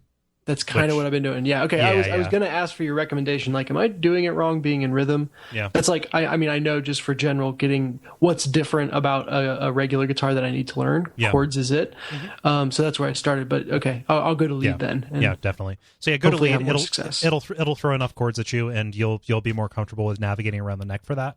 Practice chords on your own, and if it is bumping up, it's weird that they don't have per path difficulty for that. But if you're feeling like this song is just way too like a little bit too much English for me, go in and do the riff repeater, select everything, and bump the whole difficulty down, and then exit and resume the song. That will set the difficulty to whatever you want it to be. So if it's like smart, if it's like rocking you straight at like 80 to 100% on a song because you got good at it on bass, go in and ratchet it down manually, and you'll be able to do the climb back up, and that'll be a much more gentle curve. Okay, that makes a ton of sense. Yeah, and then the only other comment I had on it, again, extra sewed material or whatever, is that with guitar, I think you're much more learning phrases for a song, and it does not differentiate as much as with a bass, where it's all about the fills, and it's like almost at the end of every single bar there's a unique fill for it. Yeah. And I found that's a little bit more difficult as you go to the master mode where it takes away the notes, because I have trouble, having learned it by sight, remembering exactly what fill goes where. And if you play the wrong fill on the wrong bar, it'll dock you for it. Yeah. Which again, at some point it stops mattering. It's just like play a fill. That's what you need to do. Yeah. Play something that sounds good to you. Yeah, exactly. But that was just one other minor annoyance. But overall, I'm still spending a ton of time with it. Yeah, I mean, most people bounce off guitar like in the first week. So yeah, well, I've managed to cross that threshold. Yeah. So do you? I'm curious. You said you're having some difficulty. Do you feel that if this was like your sole thing to learn, could you do it? Yeah, I mean, so like the big thing I've picked up is kind of what a major chord shape looks like and feels like for my hand. Like there's kind of just a shape you can make that then any point on the fret will form a major chord. But it didn't teach me that. I kind of just picked up like, oh, hey, all these chords kind of have the same shape. Yep. And so I wonder if I make that shape and then without the game, practice going up and down the neck and making that shape, I'm kind of starting to get the feel for it. Yeah. And you can do like all the chords in a key going up and down, like specifically with bar chords. If you do that, you're going to be miles ahead of a lot of people, Yeah. So that's kind of where I'm slowly meandering. Not to extend a whole bunch of conversation on the game that we've done a lot, but I thought it would be interesting to bring the novice perspective to it. Yeah, no, I was curious because I saw you tweet that, and I wasn't sure if you were serious or not. Oh no, it's really kind of funny. My dad was like, "Hey, so are you still thinking about getting a regular guitar at some point?" And I was just like, I thought about it, but I don't think I need to invest in another guitar because I'm going to be losing a lot of free time anyway, and I just don't need another hobby in my life, so probably not. And he's like, well, I've got a free one that's like really nice that I'm not going to use. And I was like, yeah, okay, I want to learn guitar. But he, I guess, found this, had like found this super rare guitar. There were like only 90 of them made in the world, and just happened to find like the one guy who owned it and didn't know what it was. Bought it from him for a song. And so he's got, it's like I forget the name of the guitar, but the style is like a low neck or whatever. So it's much easier to get up and play the really high frets. But anyway, it's like super rare, and he found it for super cheap. And so his current guitar that he had, he's given away, which is still like a freaking $500 guitar. So I was happy to take it. Yeah, for sure. Yeah. Huh. But I have way more guitar than I have talent right now. Yeah, well, you can grow into guitar. That's something to build to, yeah.